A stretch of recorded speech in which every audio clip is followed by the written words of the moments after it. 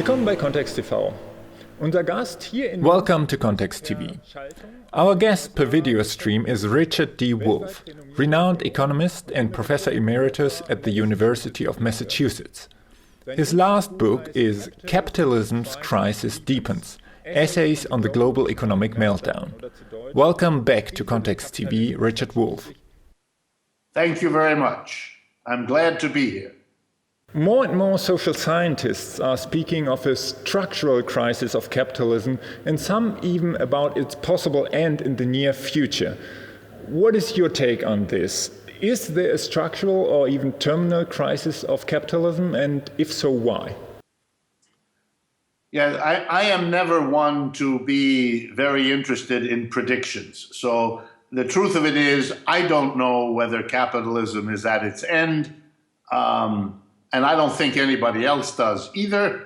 And usually the ending is something we become very clear about years after it happens. So I don't know about the end of capitalism.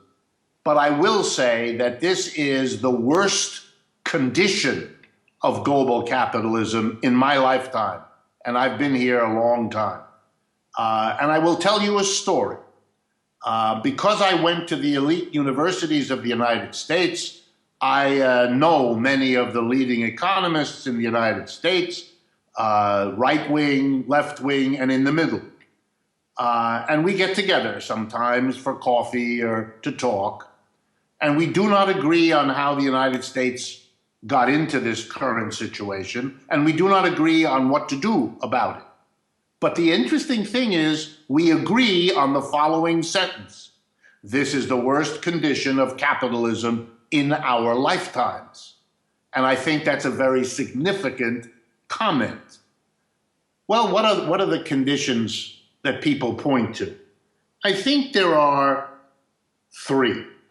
One is the explosive importance of the end of the Soviet Union, of the changes in the People's Republic of China, and in this following way, that it opened to Western capitalism, the capitalism of Western Europe, North America, and Japan, an immense new working class, an immense new hundreds of millions of people able and willing and eager to work as employees of capitalist companies. In a simple way, it changed the balance between the employer class, concentrated industrial power in Western Europe, North America, and Japan on the one hand, and an increased mass of well-trained, low-paid workers.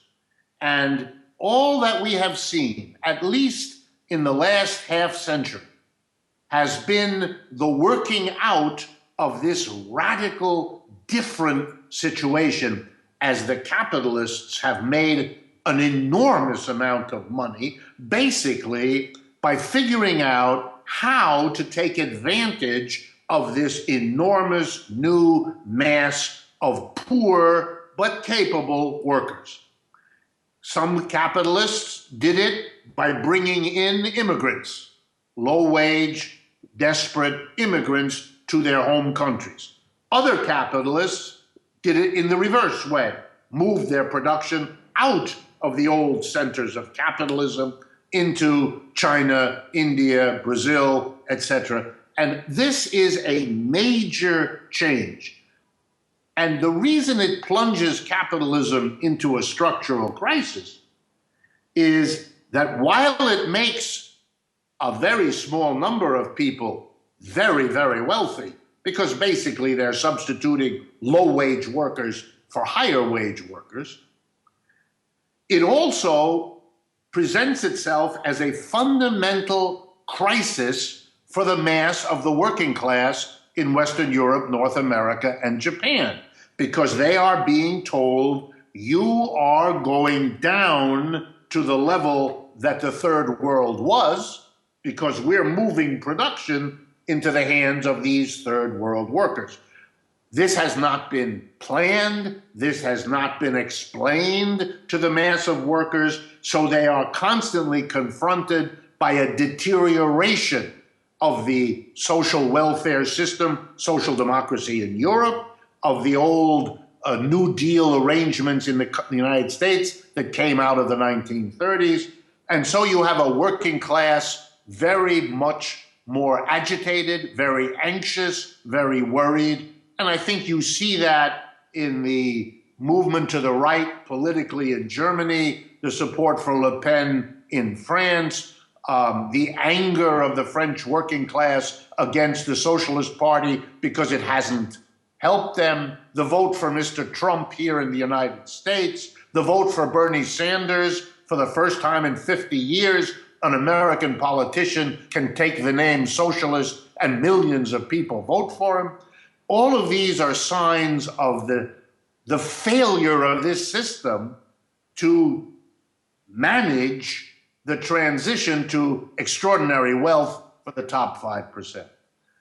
The second cultural structural problem is no way to handle the political impact. In other words, if you make a tiny group of people, relatively speaking, 5% or whatever the number is, very, very wealthy, and you plunge the mass of people into a declining, frightening situation, you are going to have political explosion. You have to manage that or else it will defeat you.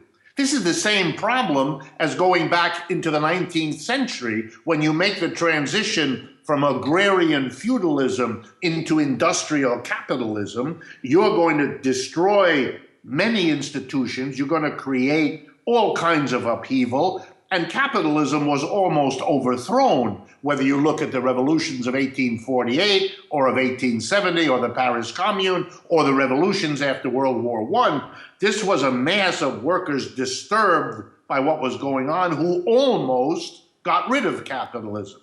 You're now facing the other side of that problem.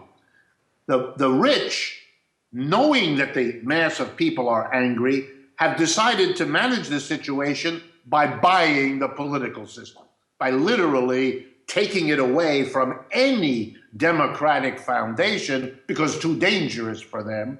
But what that does is it makes the mass of people not only have economic problems getting worse, but cannot look to the political system for any kind of solution here. So they try wild things. They vote Brexit, or they vote Trump, or they vote Beppe Grillo, or whatever it is that is maybe something, even if it's strange and odd, that maybe gets them out of a dead end. Last thing, in the places to which capitalism moved, that's China, India, Brazil, there you have again the problems of 19th century European capitalism.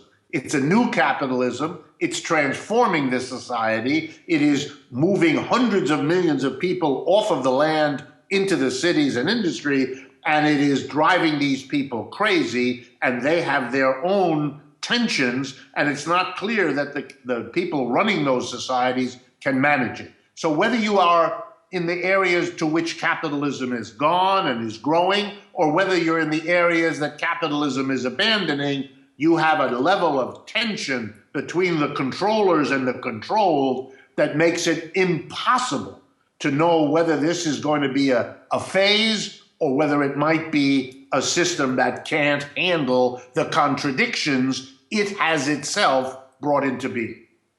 What are the options for the future?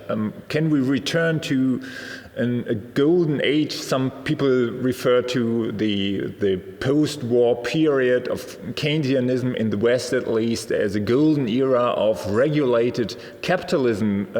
Can we return to such a state, or do we need a systemic alternative? And if so, how could it look like? You refer to socialism, for example, but what can it mean in the 21st century? Given also the historic experience and disasters of the 20th century? Well, a few minutes ago I said I wouldn't predict, and now I'm going to make a little prediction. I have not been a person who thinks capitalism is collapsing. I haven't been part of that kind of, because I don't believe in this sort of prediction business. But I will tell you that I don't see a way out. I don't see a return to capitalism concentrated in its old centers. I believe Mr. Trump, who has a desire to do that here in the United States, will not succeed in this process. He has too many enemies, which include the business community, which is not going to let him do that, I would guess. Or to put it another way, if he succeeds, the destabilization of Europe and Japan will be staggering. And it will, if he succeeds, it will be at the expense of the rest of the world. And in that way, it has parallels with German history in the 1930s and 40s also. You cannot solve these problems inside. It has effects everywhere else, and it mobilizes the whole world against you. And that's the same risk that the United States faces, and it hasn't learned anything from German history at all. Doesn't even know what that history is. So I am closer to believing than ever in my life that the system has now produced a network of problems that it cannot solve, or at least that I don't see solutions emerging that can begin to manage this level of difficulty. If, again, to use our example in America, if Trump proceeds to, for example, threaten the export economies of India, China, and Brazil, we will be in a situation which in the past in human history has gone from a trade war to a military war, and then all calculations make no difference anyway. So in that sense, I guess I am pessimistic. On the other hand, I do think there is emerging a new direction for those of us who think that the solution is not this or that law or regulation or international agreement, but that we are at a point of systemic crisis, and that therefore the only rational solution is to think about what alternative system could be established that would have a different set of problems that are more manageable than the problems of capitalism, which I don't think are manageable. And here, the left, of which I'm a part, has to be able to be not only critical of capitalism and its dead end, but also of the socialist history out of which we come. And here, I would say as simply as I can, the socialism that comes out of the 19th century and that dominated in the 20th century was in its way very successful, but insufficiently profound. That is, it was a socialism that said the problem with capitalism is private ownership of the means of production and markets, so that what we will have is a new system with public ownership of the means of production and government planning. Public ownership and planning versus private ownership and markets. What that ignored was the organization of the workplace, where each of us goes 5 or 6 days of the week from 8 in the morning till 5 in the afternoon. That's where we spend most of our adult lives, at work. If you do not transform the workplace, your efforts to transform the rest of society won't work, because they will be held back, they will be undone by the unchanged nature of the workplace. And to be simple about it, I don't think in the Soviet Union, and I don't think in the People's Republic of China, you made the transformation. What would that transformation be? Well, before I tell you, the answer, which I will give you in a minute, is the new direction, is the new system, which I think is where we're going and which can perhaps solve our problem. The answer is you have to revolutionize the workplace because it wasn't done before. Whatever you think about government ownership or state enterprises or planning, has to be rethought in terms of what it would look like if it were built on the basis of a radically transformed work organization. So here's what it would look like. And here in the United States, we use the term, because it's more comfortable in people's minds, of worker co-op. And what it simply means is every workplace changes. The decisions of the workplace are now to be made democratically. One worker, one vote. And in each enterprise, in a factory, in a store, in an office, the workers collectively decide what to produce, how to produce, where to produce, and what to do with the profits. This is the democratization of the workplace. It is a radical change in how all workplaces will be organized. It gives every worker the role not only of employee, but also of employer. It destroys the foundation of capitalism, which divides people into a small number of employers and a huge number of employees. It is the end of capitalism in the same way that liberating the slave was the end of the slave economy, of liberating the serf was the end of the feudal economy, liberating the employee, in this case, by transforming him or her into an employer at the same time, is the end of capitalism and will produce another system. And I think if we bring that to the mass of people suffering in a capitalism, they will see this as a revolution that is about them. It's not about giving some distant government all kinds of authority. It's about transforming their own lives and making the government dependent for the first time on a system of democratic control at the base, so that they can have some hope of making it work in their interests rather than the interest of the employer. So for me, I would summarize by saying socialism in the 21st century will be more focused at the micro level of the enterprise than at the macro level of ownership and planning, and that's a necessary rebalancing of the micro and the macro, and therefore corrects what was the limitation of socialism in the 19th and 20th century. Which role could financial institutions play in such a change? I mean, we will have probably another banking crisis. In Italy, it's already beginning.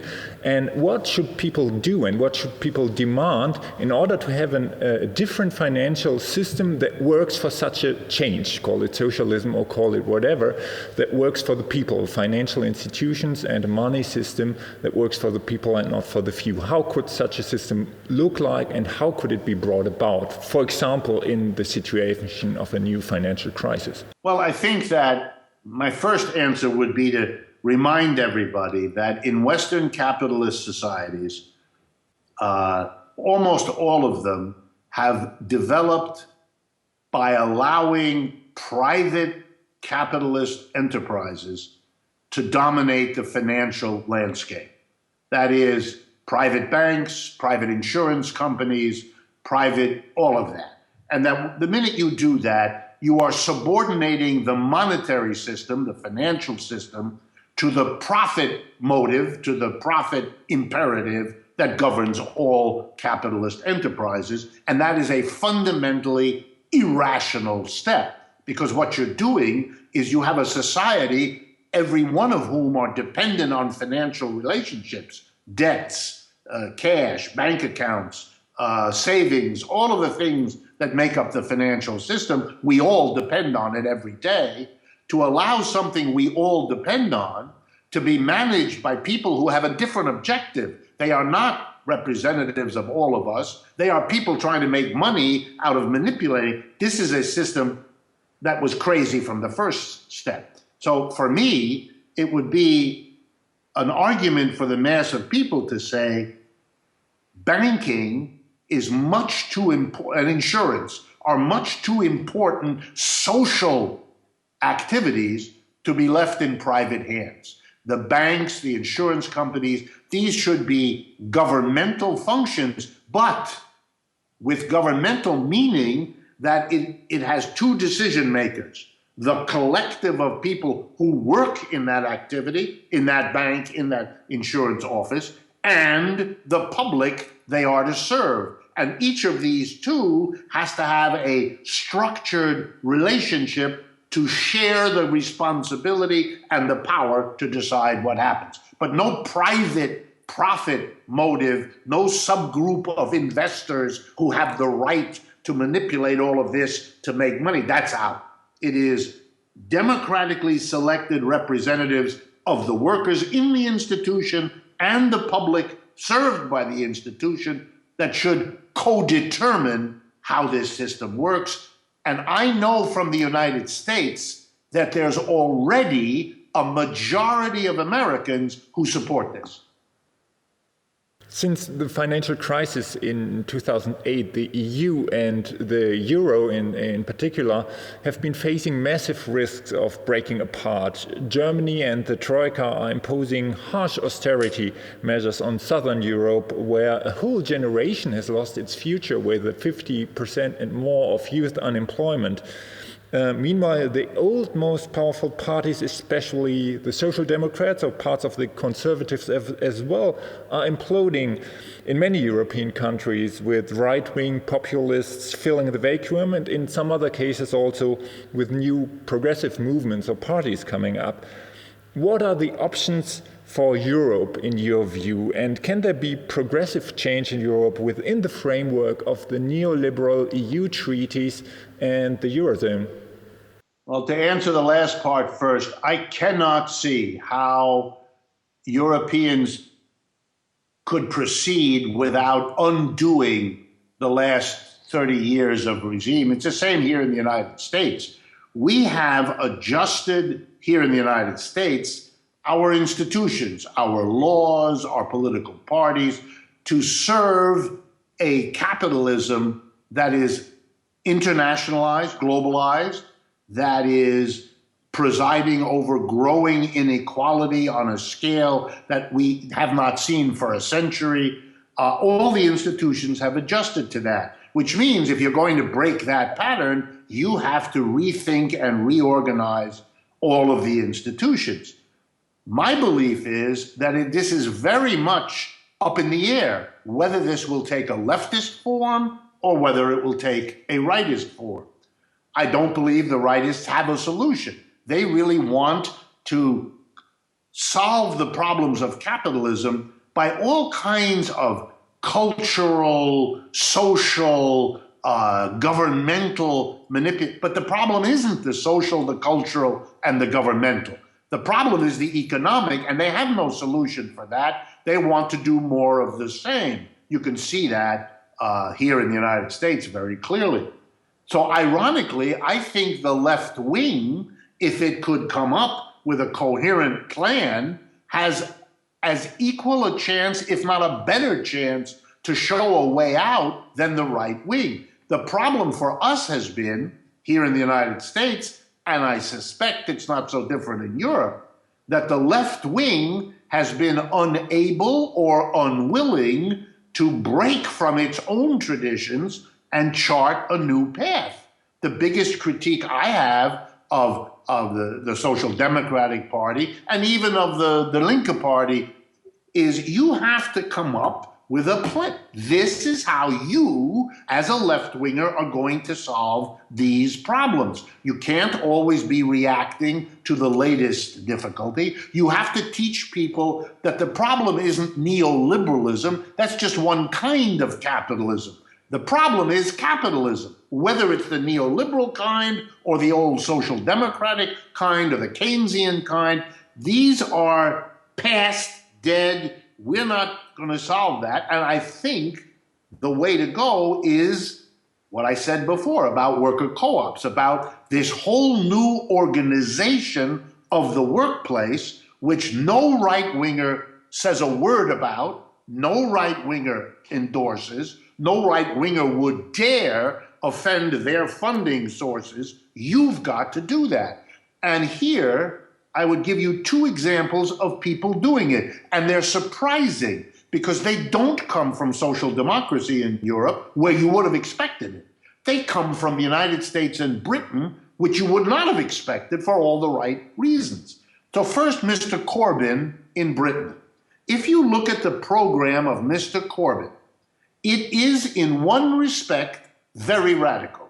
He is saying that he is committed, as with his Chancellor of the Exchequer, I believe that's the guy, John McDonnell, he has said that if they come to power, they will pass a law which says that every enterprise in England, if it can stay the way it is, but if it plans to close, or if it plans to sell itself to another, or if it plans to go public by issuing stocks, it cannot do that without first offering to its own employees the opportunity to buy the enterprise and run it as a co-op.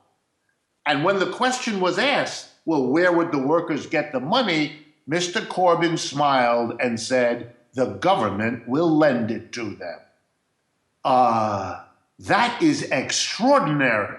That is charting a way forward. It's saying we as a political party are committed to build a co-op sector of this economy that is large, that will have lots of support, lots of people. Whoa. The second one is Bernie Sanders. He didn't go as far as Corbyn, not at all. But he did have in his program, if you looked at it, his economic program, co-ops. He was willing to begin, very cautious, not much specifics, but the beginning. And I think that's where they'll figure out, and of course we're trying to push them, but they'll figure out that this is the way to become unique and to begin to be a party with an answer, which is what people are looking for. And I can assure you that what we saw here in the United States, you will see elsewhere. For the first time in American history, for half a century, a man calling himself socialist, who talks against big business, who talks in favor of worker co-ops, got 13 million votes in this country from all kinds of communities that no one had ever expected to vote for, couldn't imagine. Because here we are different from Europe. In the United States, socialism, communism, anarchism, terrorism are all the same for the mass of people. We thought that, but we were wrong, because a socialist stood up and said, no, I'm something else. And it turns out, particularly people younger than 35, he gets the majority. If the vote was only people 35 and younger, he'd be the president. So you'd have to now begin to build on what that tells us. Yeah, last question to Bernie Sanders. I mean, he raised a remarkable number of people, and there was a lot of engagement. How do you see the future of the movement now, after the elections, after the election of Donald Trump? He's still part of, in a way, of the Democratic Party, although he is an independent. He has created an organization also. What do you think? How should the people who were engaged before the elections should engage now in order to make change happen? Well, that is the issue being fought out here in the United States right now. The biggest criticism from the left of Bernie Sanders is precisely that he stays in the Democratic Party. The biggest counter-argument that comes from him is that American politics is so set up that if he didn't stay in the Democratic Party, he wouldn't get the attention to what his criticisms are, he wouldn't get the audience, he wouldn't get the opportunity. So that at least for the time being, he has to stay in the Democratic Party. My response is, we need him in the party and we need him out. Since we can't have him both, let him stay in the Democratic Party and be the left-wing voice.